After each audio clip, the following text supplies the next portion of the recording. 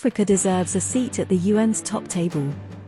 Today, 5 countries, the United States, Russia, China, Britain, and France, otherwise known as the P5, chosen based on a war fought nearly 80 years ago, hold absolute power over the fate of the entire planet. This isn't science fiction, it's the reality of the United Nations Security Council.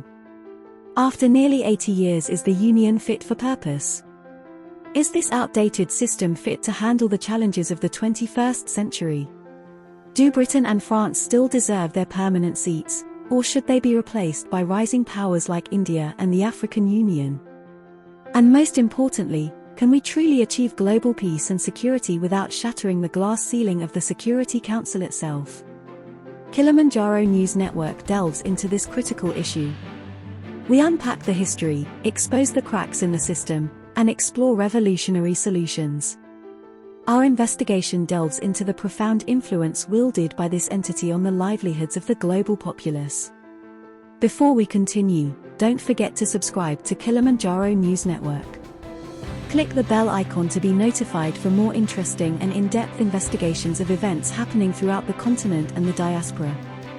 In the labyrinthine halls of global governance, a select few hold the keys to our collective destiny, the United Nations Security Council. Yet, beneath the veneer of authority lies a truth as stark as the chamber's outdated decor. Its structure creaks under the weight of history, ill-equipped to navigate the treacherous terrain of the 21st century. Picture this: 5 countries, relics of a post-war era, wield unilateral veto power, capable of single-handedly derailing critical resolutions with the stroke of a pen. Their permanence, etched in the aftermath of global conflict, stands in stark contrast to the dynamic reality of a world transformed. Britain and France, once global titans, now grapple with their own challenges, their historical clout arguably outweighed by the burgeoning economic and demographic might of nations like India and the African Union. Imagine the cries of Rohingya Muslims, their pleas for justice silenced by a veto-wielding hand. Imagine the Syrian conflict, its resolution perpetually deferred by the clash of geopolitical interests, not to mention the farce going on at the moment with regards to calling for ceasefire in the Israel-Palestinian war in the face of intolerable suffering and genocide. These are not isolated incidents, they are stark illustrations of a system crippled by its own inertia, unable to respond to the cries of a world yearning for peace and security. It took the cataclysmic horrors of World War I to birth the League of Nations, and the ashes of World War II to forge the United Nations. Now, as we teeter on the precipice of climate catastrophe, pandemics, and cyber threats, can we afford another global conflict to catalyze the change we desperately need? The answer, resounding and clear, is no. We cannot, we must not, wait for another world war to shatter the glass ceiling of the Security Council.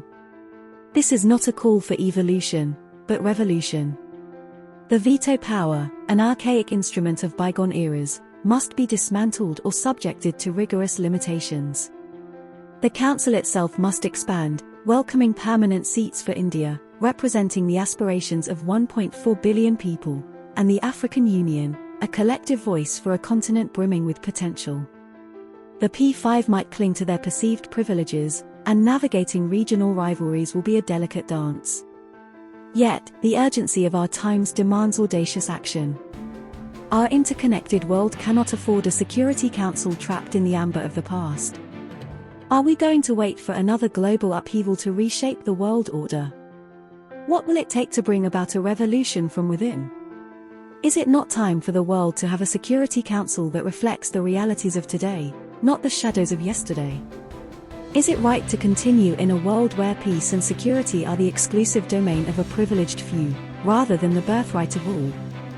Kilimanjaro News Network would like to hear from you directly. Join the conversation. Send us your messages. Remember to like, share, and subscribe to Kilimanjaro News Network, the authentic voice of Africa.